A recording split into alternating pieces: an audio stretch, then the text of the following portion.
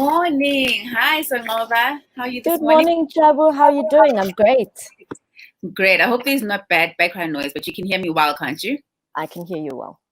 Cool. I'm looking very much forward to our conversation this morning on this big elephant. Oh, it's actually a zoo called 4IR. But before you kick us off and introduce yourself, I just have a quick announcement from Campus Party, actually. Campus Party has a call for action for any ideas. So if you're an innovator, you're a creator out there, please share your ideas with Campus Party. I'll repeat the message at the end of our talk about how to do so. But I thought it would be important for people who are watching to start thinking about the kinds of ideas that they want to share at a global stage, particularly those who are on sort of campus right now and actually can't access some of the opportunities on campus. So start thinking about these ideas, and I'll sort of talk about it at the end of our discussion on 4IR about how to submit those. But Sengoba, tell us a little bit about yourself. I know that you're a founder, that you're an entrepreneur, and maybe describe how what you do speaks to or intersects with our discussion today on the Fourth Industrial Revolution. Sure, sounds good. So happy to be with you guys today. Super excited about today's session. And yeah, I guess when you say tell me a little bit about yourself, I have a very interesting background and many off-ramps and many changes in career. I actually studied actuarial science, so I come from a very kind of mathematical statistics and science background, and worked in financial services and banking for about 6 years, and then quit corporate and decided to go join a startup, which was in the education space. And I guess that's where the bug bit. So the bug of kind of the amazingness of startups and the opportunities that exist for small businesses. I joined a startup as like employee number 2 and ended up effectively becoming kind of a group COO for an education disruptive business for reimagining African education. And in many ways, this whole Fourth Industrial Revolution about how do we rethink the education model in South Africa and the rest of Africa, and what does it look like? What does it look like from a property perspective? What does it look like from a curriculum perspective? What does it look like from a teacher delivery perspective? And actually was really amazing, because really what it was is how do we build an education model appropriate for the Fourth Industrial Revolution while still strongly rooted in Africa and all the things that make us African. And after doing that for a few years, I thought I want to see more businesses get this right. I want to see more businesses see the opportunities of 4IR and bring it into their businesses. So left the startup after an amazing ride and roller coaster for about 3 years and started my own business. So I'm an entrepreneur, started my own business called Perpetuate.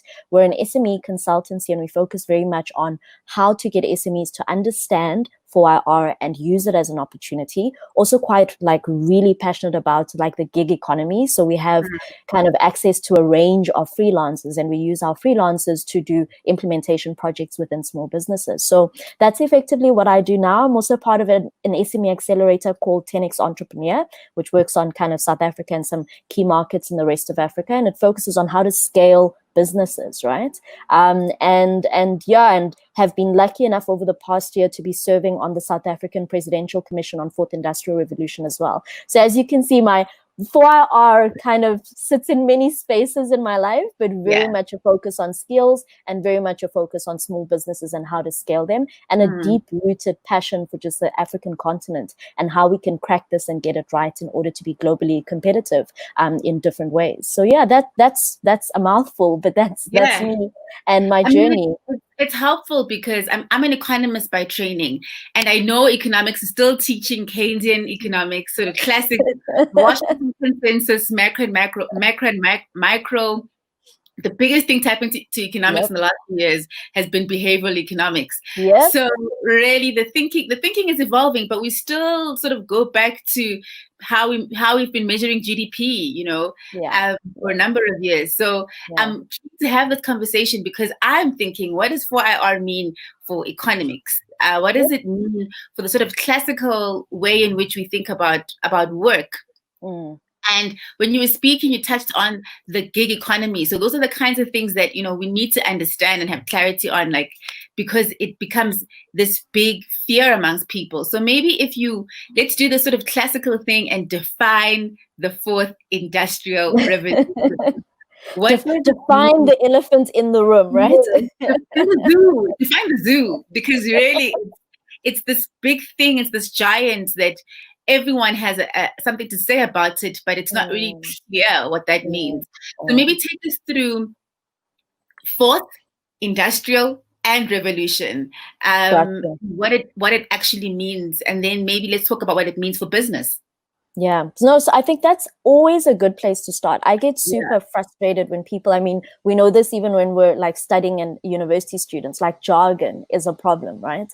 Because jargon is like the best way to confuse people. And I find when we talk about the Fourth Industrial Revolution, it's like artificial intelligence, machine learning, algorithms, and whatever else, which is such a challenge because there is actually simpler ways to explain this thing and explain this revolution. And for a lot of people, like for everyone, everyone, it's going to impact our lives, but that starts from us understanding what it is. So I always say the best way to define it is to first look backwards, right? So it's the fourth for a reason, right? And we need to understand the historic context of what was the first, what was the second, what was the third, and what makes this fourth one different. I think it's also very important because all the revolutions build on each other, right? And really, if you think about kind of what was the first, what was the second, what was the third, in very simple terms, I promise. The first was steam power, right? The second was electricity. The third was basically computing power. And if we unpack each of those, I like to use the example of what did your life look like? So way back and centuries ago, effectively when steam power was created, a lot of people worked in textiles. So let's say Jabu and I worked in a t-shirt manufacturing business, right? And kind of our home was here. Jabu lived a walk away from me. Work was a walk away from us. And it was a very manually intensive job that Jabu and I did. And whatever we created got sold to the town that we lived in, right? Because sold or bartered. What was the system of trade?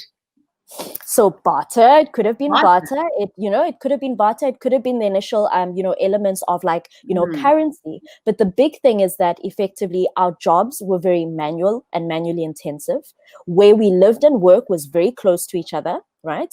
What we did was very manual, and what we produced literally was for our community, right? And when steam power came about in the first industrial revolution, what it did is it created an opportunity for travel, so you could get further away. Now Jabu lives a train ride away from me.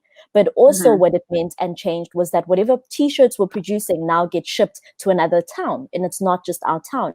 What does that mean? Suddenly we need to produce more t-shirts. So now we've actually got to find new ways to start automating some of the stuff we do. A lot of people think automation intercontinental trading, right?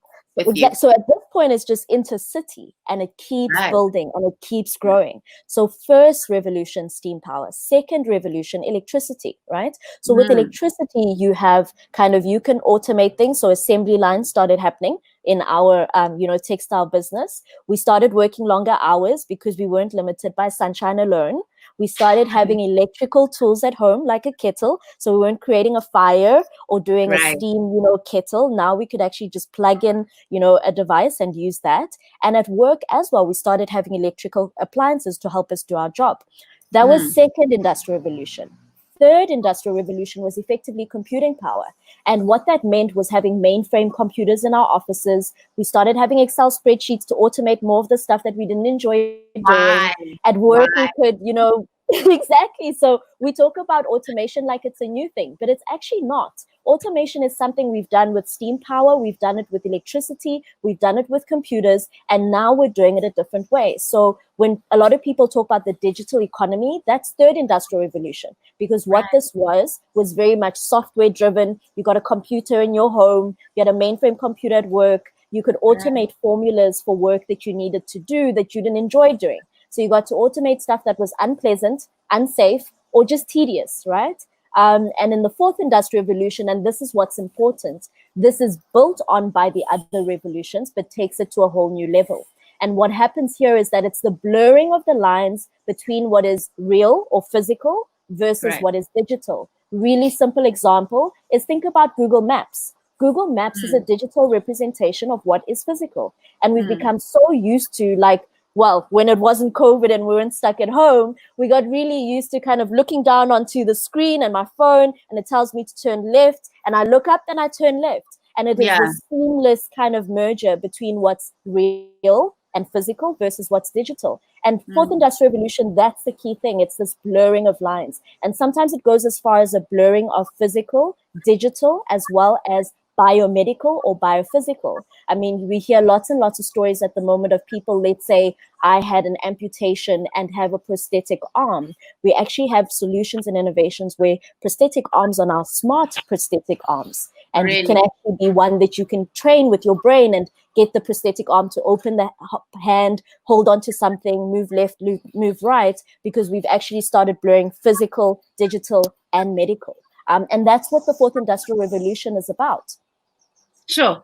That explains a lot, because when the lines are blurry, there's going to be a point, it sounds like, where artificial intelligence and human intelligence are sort of intertwined in some way.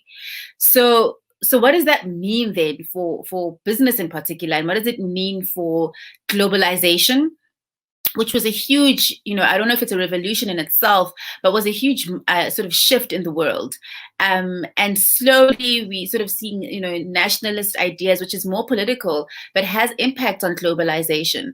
So what would it mean actually when we have a sort of 50-50 in what we know as the Fourth Industrial Revolution, what we know as what we have today, and particularly interested in understanding business and politics and its impact on that? So I think that's a really good question. And the reason why it's such a good question is because in many ways, this is impacting our personal lives and impacting business, right? Yeah. And already has started. So when people talk about, let's prepare for the Fourth Industrial Revolution, we're not preparing for the Fourth Industrial Revolution. The Fourth Industrial Revolution is here. And when you talk about globalization, those were realities that came about when we had electricity. We started producing commercial planes. When we had, computers, we started having Facebook, and we started having the social, platforms that started to break down the walls of what divided us as individuals, right? And that globalization continues. So it doesn't have a start and end point. It really just ratchets up what it is that we're experiencing. And when we talk about business, I think we have to start as individuals who are customers, but also are the staff in these businesses. And the first reality is that as individuals, our lives are changing quite quickly. As business is changing quite quickly. So one of the key features of the Fourth Industrial Revolution is the pace of change, or the rate of change, where we actually struggle to keep up with technology advances. We're struggling to keep up with how quickly things change, but also our business models are changing. So for a lot of, if someone's really keen, a really good book to read about how Fourth Industrial Revolution is changing business models is a book called, Exponential Organizations, which was written by one of the co-founders of Singularity University, Salim Ismail. It's a really good book that talks about how businesses traditionally are built as linear businesses. We own offices, we have full-time employees, we have a hierarchy. Innovation happens in one little department, not across the board. People are managed. They don't have autonomy. They're told what to do. And the shift with the era we're in is that we've got to move into exponential organizations. Exponential organizations don't do strategy planning once a year and kind of look back on the past 5 years and plan for the next 5 years, because they've realized that things are changing and we can't use the history as a proxy, right?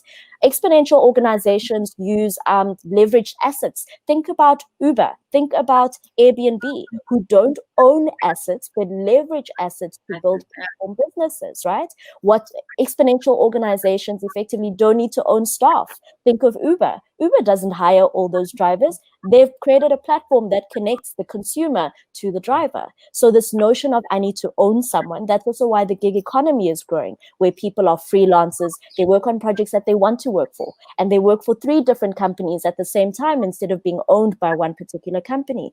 And that's a fundamental shift. Sorry to interrupt, Songoba. Is that what the gig economy is? The gig economy literally is, so we call giggers are basically another word for freelancers, right? Because basically you go onto an online platform and you get a gig, right? So a job. So it's a gig. That is what the gig economy is about. And it's about, we're in a knowledge economy where you can actually monetize your knowledge and your skills.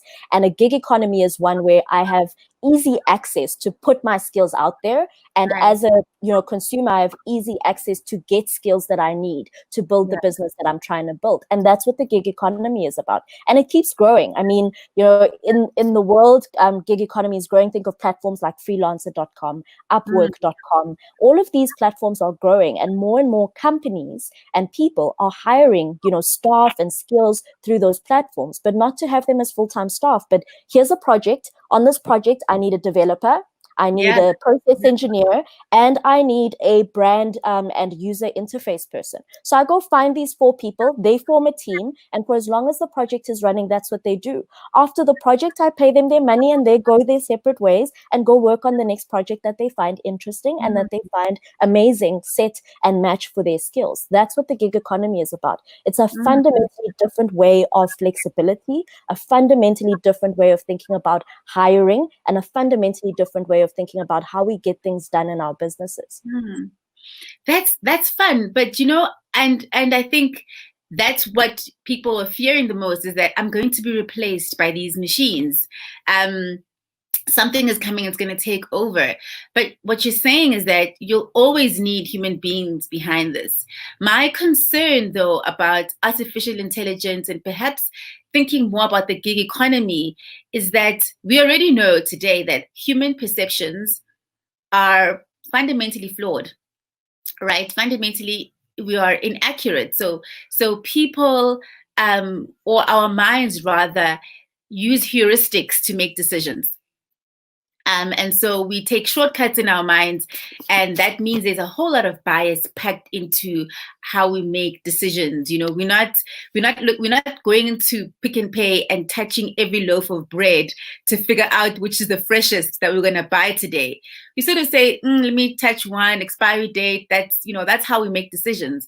And so, how will decision making change in this new phase? How will data change how we make those decisions? And if you can speak about that, and also speak about when these machines learn, they have to learn from, I guess, humans. And so will they be learning accurately as we move forward? Yeah, so I think those are solid questions. And like when you say, a lot of times when you talk about the 4R, the outcome is fear, right? Yes. I'm going to be automated. I'm going to be without a job. And think about, like, rewind back when we first got computers, right? Certain jobs were less relevant, right? Like but computers, somehow, like human computers. Yeah, exactly. So like when we first got electricity, someone who was picking up stuff and putting it there suddenly didn't have the role that they were doing, because now it's on an assembly line. When we got computers, the person who was doing, the mathematical calculations on paper, suddenly you could enter it into an Excel spreadsheet as a formula, And in all these revolutions, we have this fear of, oh my gosh, what's going to happen? But with all these revolutions, there's new opportunities that come about, and those new opportunities are actually often more than the opportunities that have fallen away. And I always say that even as an individual, I mean, I use this with myself, is how much time do I use on admin, like labor intensive time that I wish I could do other things with. Yeah. And if I could find technology tools to automate that, then I have more time to do more amazing things that allow me to be more creative, that allow me to solve problems, that allow me to collaborate better. And I think it's important to understand this difference, is that as we shift, the types of skills that are relevant change. And therefore, as an individual, as a student, as an employee, as anybody, a business owner, you've got to make sure that you're building the skills that make sense for where we're going, So certain skills like, administrator is going to be a skill that's less and less important as there's more and more tools that can do the job, right? But however, certain things computers can't do: creative thinking, EQ, critical thinking and an analytical thinking, right? What if analysis, storytelling, all these things. And when you're in university, the deal. Like, it's like all our BA students with their amazing qualifications in the arts are actually becoming more relevant than some of our science folks, right? Because lawyers have a challenge on their hands, because like IBM has built Watson that literally can read case law and produce an outcome and advice and an opinion quicker than a lawyer can, right? Actuaries, even in my profession, there are computers and algorithms that can build these models quicker, better, and more than I can. So we've got to start thinking about how we become more balanced individuals. And I think this is what I'm enjoying about the skills shift, is that we need to be both left brain and right brain, developed. You can't just be left brain. You've got to be a bit more creative. You've got to be looking at also cross-functional areas. You can't just be siloed in the things that you think about.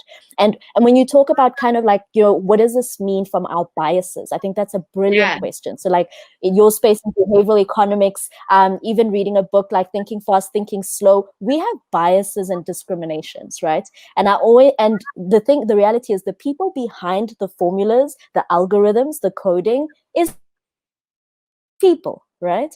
And if those people are not a diverse set of people, oftentimes those biases are built into the technology, right?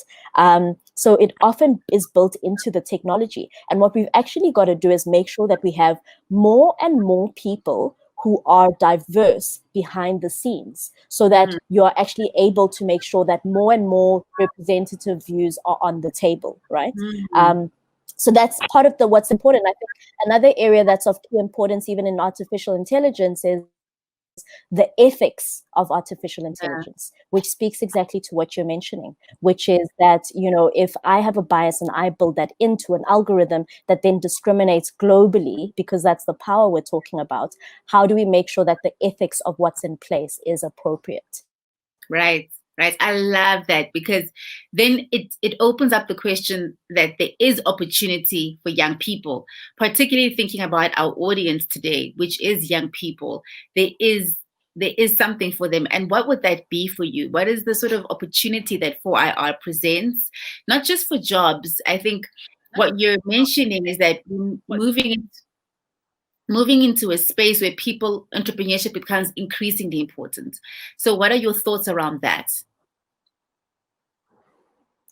Yeah, I think ironically, it's a massive opportunity for young people, because I think kind of older generations are struggling with the rate at which things are changing. Older generations are struggling with the shifts and changes. And young people are somehow just wired for it, right? We're wired for things changing. I mean, your phone changes every so often. The app you're using changes every so often. And you just figure it out, right? But also the opportunities of what it means is that, a lot of young people are pushed towards purpose, and they want their job to be linked to purpose. No better time in the world than now, where the world is more purpose driven, right? The second one is that the world is a lot more fluid. So this notion of I'm going to be in a single job for 5 years or 10 years or 20 years is no longer the norm for anyone. So as a young person who's trying to explore different interests, I want to try out being an entrepreneur, try out digital technologies or whatever it may be, it's actually a great time to do that. And the other piece is that no time before this have we had so much power. And by power, I mean, you can literally get an off-the-shelf software system to build your own application to solve whatever problem you need solved in your personal reality. We've never had that level of power before. And as young people, it really empowers us to solve for problems that we're after. And it empowers us to really be the innovators and be the solutionists that effectively the world needs, without necessarily always having as much power as you previously needed. You don't need to be the CEO of a big multinational to make a difference anymore. Right.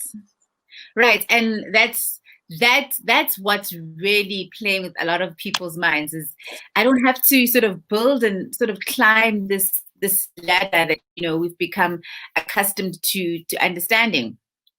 So I think so, Ngoba, there's you speak, there's a lot of myths associated then with our understanding of 4IR, the Fourth Industrial Revolution.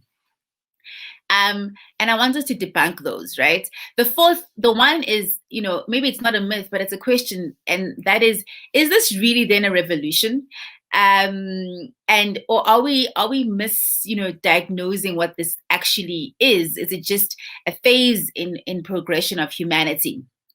and what actually constitutes the revolution. The second is, I think we've spoken at length about this, is the idea that people will be replaced by machinery.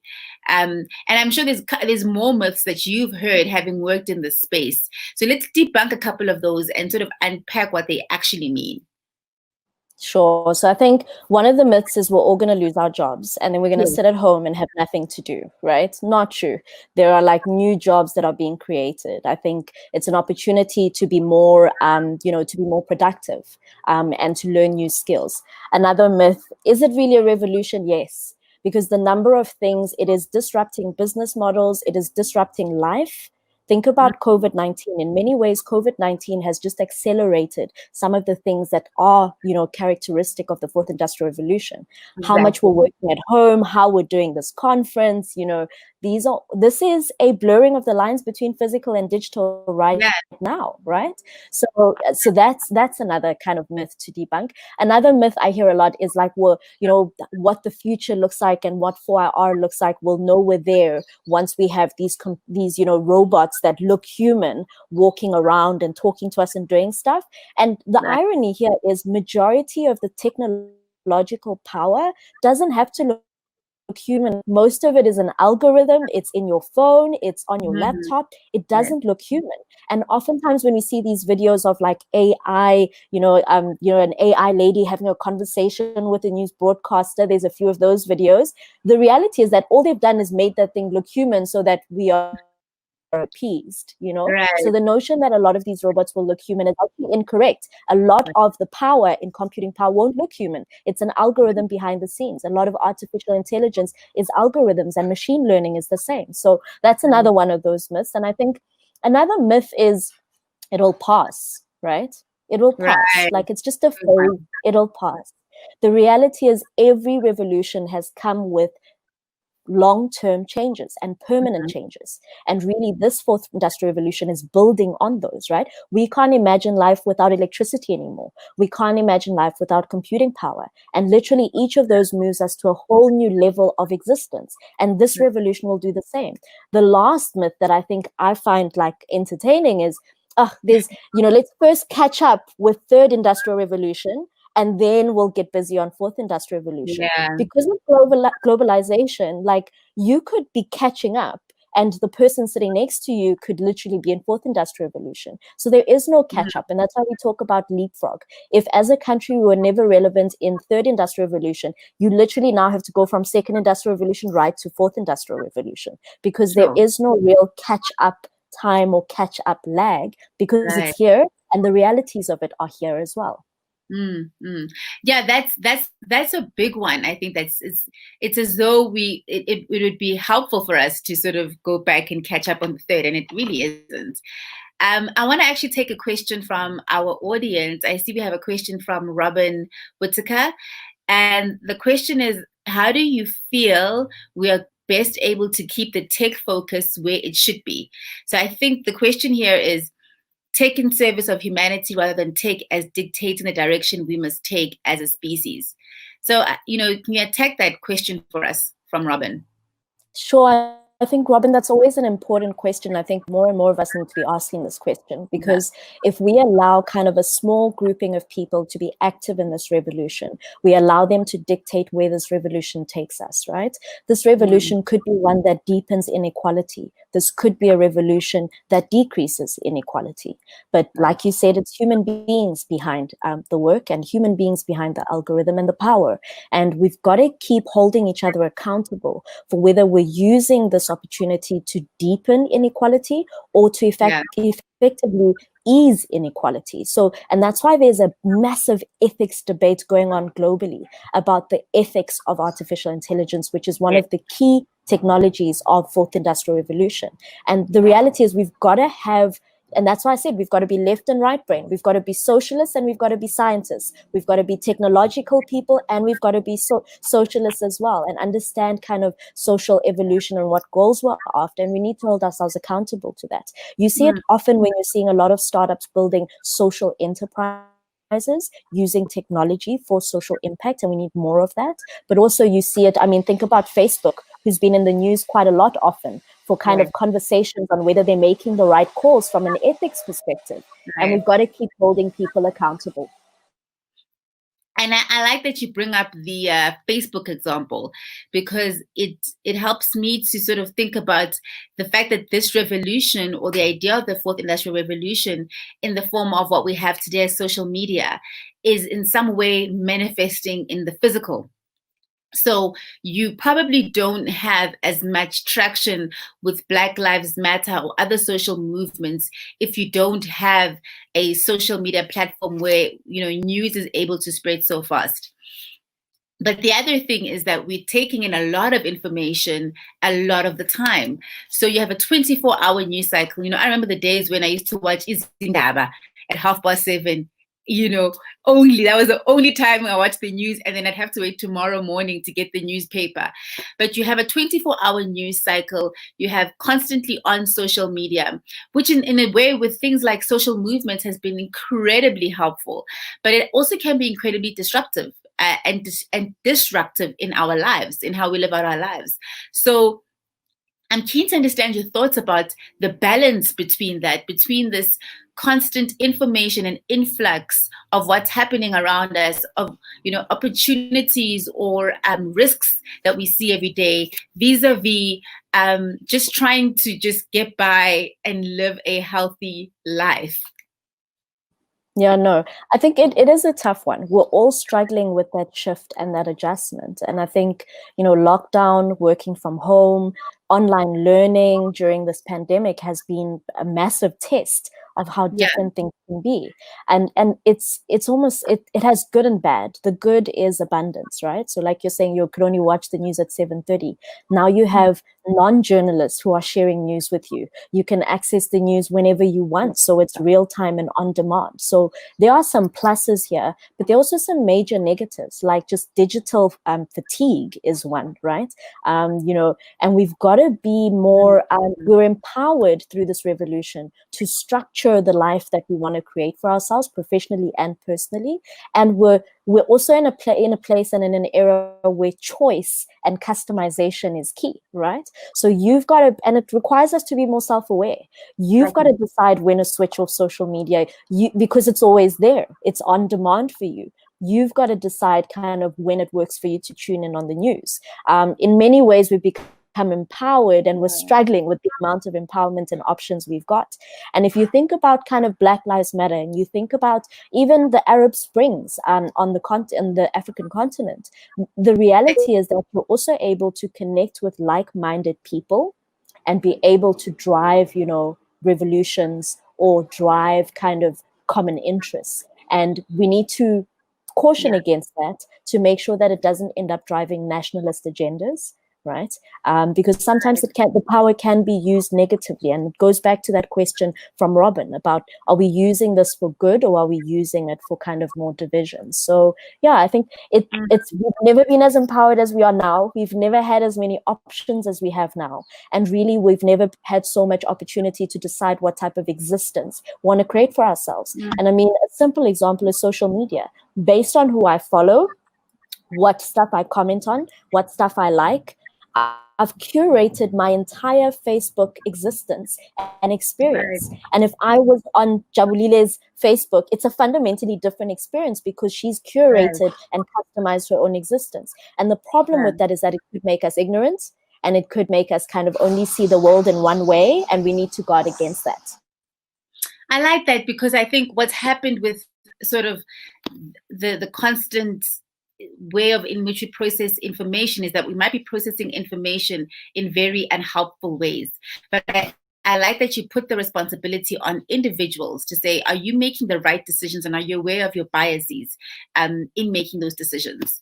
I think a question that's coming up from our social media platform, which is actually a question that I had, is coming from Lindy Ngomani, who's saying, how do you see Africa's position and rise in the course of the Fourth Industrial Revolution? Which is a very fundamental question to our discussion this morning, is where is Africa in this?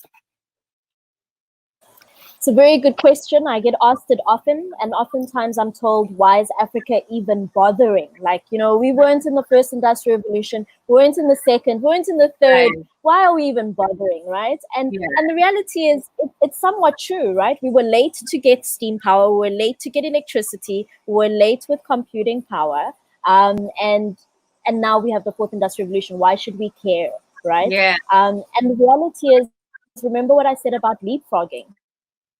The reality is that there's Yeah. leapfrogs, right? And those leapfrog opportunities for the continent are massive, because now I can be trying to solve, water shortages on the continent, and I have Mm. access to drones, I have access to Internet of Things devices, which I've never had access to before. Right, and that's a difficult one. Is access, and I think Kile asks that question is, how do you practically use then fourth industrial revolution as a tool to bridge the inequality gap? Because we can talk about access and opportunity, and very similar to conversations we've been having on Campus Party, how do we then get that access and opportunity?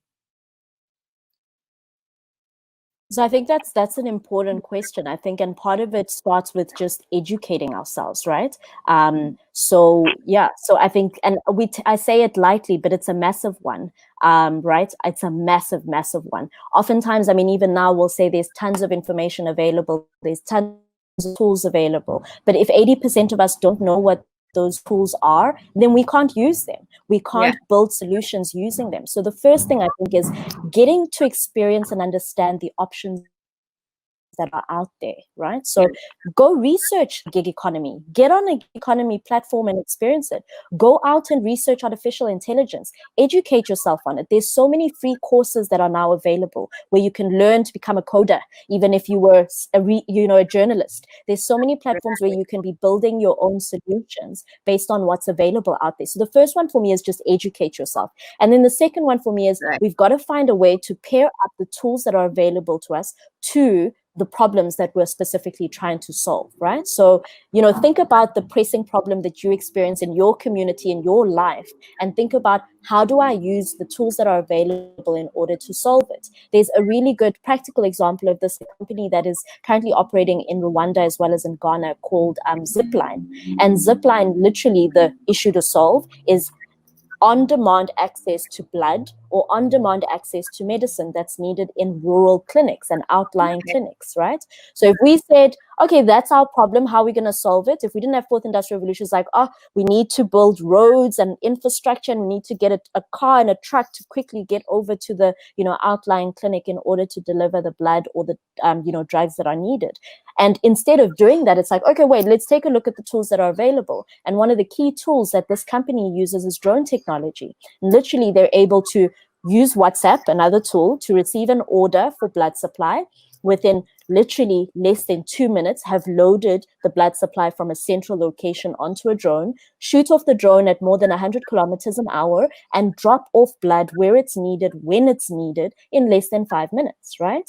And then basically make its way back. So the catch up would have been, let's build the roads, let's get the trucks going. The leapfrog is, okay, forget about that. We have a problem now, and we have drone technology. Let's just use that to solve the problem. So I think it's important for us to get that exposure and understand it, but also it could actually be a massive driver in bridging these inequality gaps, because we actually have tools that are readily accessible to us. And the biggest thing is infrastructure. So even in South Africa, biggest issue is digital infrastructure and making sure that we actually have more and more people that are connected. I like that. We would have, working backwards to try and move forward. It's just not helpful. And I think then the concern becomes amongst people and I want to segue to this idea of skill sets. And what kind of skill sets survive, and what kind of skill sets does one have to start developing today for the future? So we already know that people's roles are evolving in companies that are trying to keep up. So what is a CIO today? Just what was a chief information officer? That role has now morphed into another, chief technology officer. So the skill sets needed, if I compare a job spec from 7 years ago, where it was like Microsoft skills, Excel, compared to job spec today, they want creatives, they want people who are individual thinkers, who are initiators, and then assume that you can do Excel as well. So what are the skills then, in your view, Songoba, that we need to sort of develop that will be of value as we move forward? Yeah, I think the first thing about skills, I think there's specific skills that we'll talk about and I'll mention, but then there's a fundamental mindset shift in how we look at skills, right? So that changes with this revolution. The notion that I'm going to do a 3-year degree, I'm going to get a set of skills and I'm set for life. Right. That's no longer true, because what you studied in first year has started to become outdated by the time you hit third year. That's the reality. Right? The notion that I'm going to be a specialist in one particular area, I just want to focus on, pensions and just building the mathematical models. That notion is gone, because now I need to understand a little bit of economics. I need to understand a little bit of behavioral economics. I need to understand a little bit of finance. I need to understand a little bit of, all these different things. So the skill set requirements are becoming more and more cross-sectional and less specialist, right? So that's also a mindset shift. Also, the other mindset shift is that when people look for skilled people nowadays, and this is where we're moving to, it's no longer necessarily just about the certificate and the accreditation. Yes. For a lot of people are doing free courses on Coursera, Udacity, and don't even buy the certificate, but they have a skill that they can now implement, and that's actually worth more than someone with a certificate who can't implement the skill, right? So I think those are important shifts that we need to understand. And then when we look at the specific skills, computational capabilities is important. Critical thinking is important. Analytical thinking is important. EQ is literally the biggest driver for whether you'll be successful in your career or not, especially when you hit leadership, and management level. Flexibility and an ability to keep learning is also a key, skill to have. There's a quote that talks about the ones who will be successful are those who are able to learn, unlearn, and relearn, right? That's literally what's happening now, because the list of skills keeps changing and what's relevant keeps changing. And if you aren't able to keep up and keep upgrading your skill, even if you're trying to be like, I'm an amazing developer or I am a machine learning specialist, I literally need to keep on top of my game, because machine learning keeps progressing every day, let alone every year. Yeah, that resonates, because it also aligns with already where the world of work is moving towards. So I guess, very simply, is the fourth industrial revolution a force for good for Africa, particularly? Is it a force for good? And are we on track with meeting the objectives?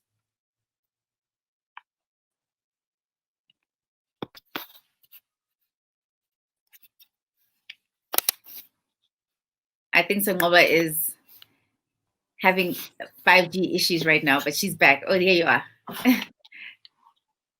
Yeah, sorry about that. Yeah, what are the odds? Talking about 4IR and my network is like, you will not 4IR today. I thought, I was like, 5G problems, it happens. Great. So I think the question that I was posing, Songoba, is, is in line with our topic, is the fourth industrial revolution a force for good in Africa? And where are we tracking in terms of the objectives that we need to meet? So I think, sure, yeah. I mean, so you use this revolution as a force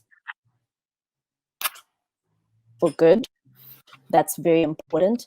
That means that we've got to be empowered. I think we need to be holding key companies accountable accordingly. Some of these objectives, I think, even in this revolution, and even some of the things that I see in the Presidential Commission, is around how to give this power to more just the select few that are. It's important.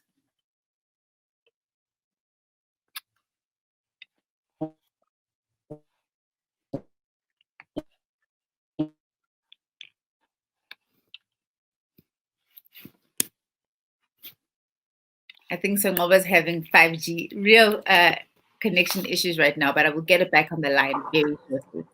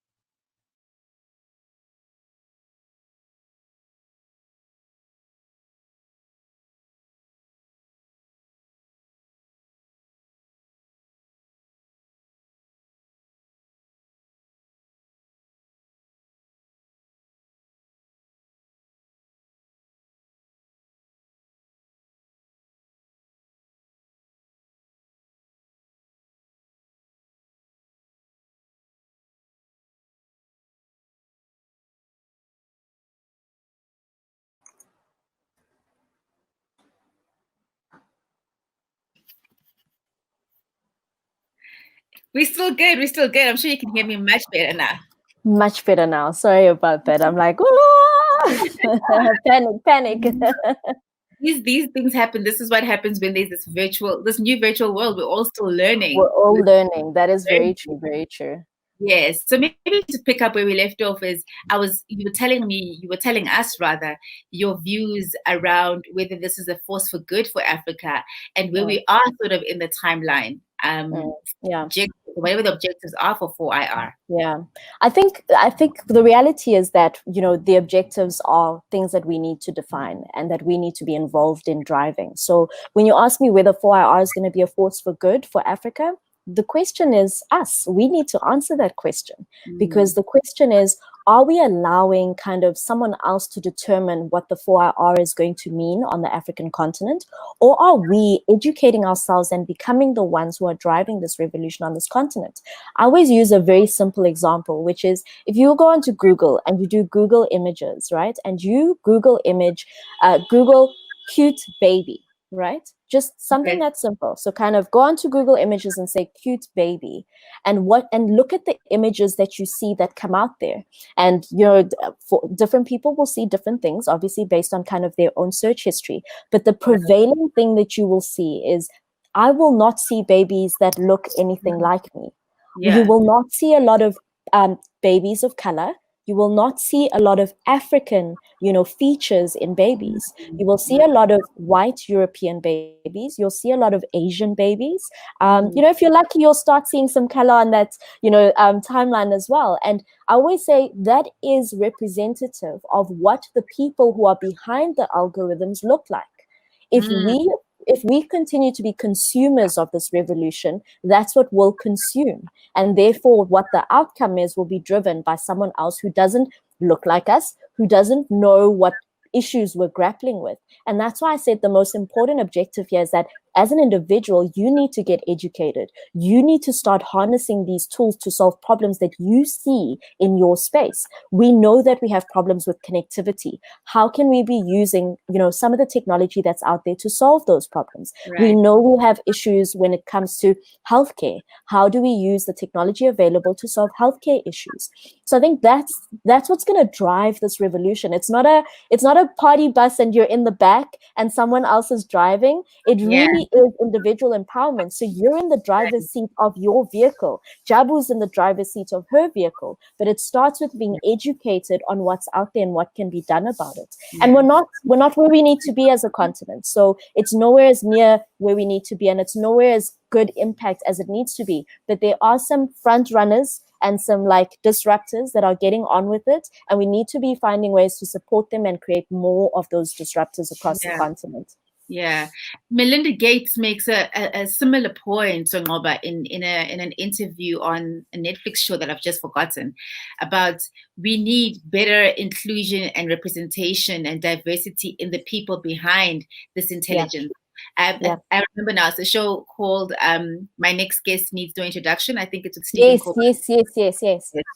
And she makes that, and I think it's something worth watching because she's been in tech, you know, for her whole life. We often speak about Bill Gates, but I think it's important, even for there's not enough women thinking, working in this space. And I mean, that's an entirely other conversation. we're out of time, but earlier on you spoke about people must educate themselves. People need to read more. Yeah. Can you give us, insights on what to read? There's a lot of garbage out there. True. That you can read and you can go down a field of mind. So let's, can you help us separate the garbage, the rubbish that we shouldn't be reading to what we should be reading? And give us what are you reading right now? What am I? Got you. So I think it's funny, it's one of the skills of this revolution, the skill to like critically analyze sources and critically analyze what you should be engaging in. If you're trying to understand the Fourth Industrial Revolution, read a book called The Fourth Industrial Revolution, written by Professor Klaus, who is the founder of the World Economic Forum. The World Economic Forum also has tons of articles, videos, and interventions that they're doing across the globe on Fourth Industrial Revolution. So taking a look at their blog is also a good avenue. If you want to be freaked out by some of the crazy things that are happening in technology, I would suggest signing up to a platform called Singularity Hub. So Singularity Hub is a global organization, and they'll be telling you about how people are getting chips inserted into their wrist in order to tap in and out of the office and tap for payments. And these are things that are happening. Even the prosthetic arm that I was talking about and it connecting to your brainwaves, that's something on Singularity Hub. And I would also suggest reading Thinking Fast, Thinking Slow and understanding how our brains work. Reading up on literature about behavioral economics to understand how we are wired. There's so much out there. So I think I would read some of those just to get a grounding. And I'd also read for business and startups and large businesses or entrepreneurial minds, read the book called Exponential Organizations by Salim Ismail. And also check out Singularity University that does quite a lot of educational work about understanding the Fourth Industrial Revolution, understanding exponential change as well. That's great. I think that's a good starting point because you can go down some dark places on the internet. So for you to have given us, insight about that, that's helpful. And what are you reading actually at the moment? At the moment, I'm actually reading, gone back to a basic book, which is The E-Myth Revisited. So it's a book about entrepreneurship, and it's a book about if you're an entrepreneur and you're doing everything, you don't own a business, you have a job and you have a terrible job because you're doing everything. And it talks about how to systematize your business for growth. In other words, if I was not working in my business for a week, how do I make sure that we've got systems and structure in place that allows the business to work even when I'm not physically there? So I'm reading that. And honestly, that Exponential Organizations book is what I've based my business on, and I read it often and like take a look at it often in the work that we do and the consulting work for SMEs we do. So that's a staple. Like I have highlights and markers all over that book, and I keep going back to it. I never put it down. Yeah. That is fantastic. I mean, I've had so much fun this morning talking to you. Technical difficulties aside, sorry for anyone who's inconvenienced, but this is what the Fourth Industrial Revolution is about. It's a process and we're learning. Thank you so much also, Ngoba, for joining Campus Party today. And I've had an incredible time talking to you and in conversation with you. I just want to repeat a message that I said earlier on, is that Campus Party has a call for action for ideas. So if you are an innovator, an ideator out there, Campus Party is running a global call for ideas. To find it, all you have to do is go onto their main website. In the upper left corner, there's a hyperlink. Press on it. It takes you to the Reboot the World web app. And so they're looking for all cool ideas. There are global funders who are looking to support global innovators. So it's not just eMzansi or in Africa. This is a global network for innovation. So complete the form by Saturday midnight, and you should be in an awesome space to gain an opportunity on Campus Party. Thank you so much, Ngoba, and I'm keen to chat to you further in this live thing as we find out why art does to us. Thank you, Jabu. You've been amazing. This has been an awesome conversation. And yeah, we want to keep in touch with you. It's like crazy. We literally met today and you live like literally 2 blocks down from me, but we have to meet on an online platform. Hello for IR. Hello. All right. Thank you so much. Cheers. Cheers, everyone.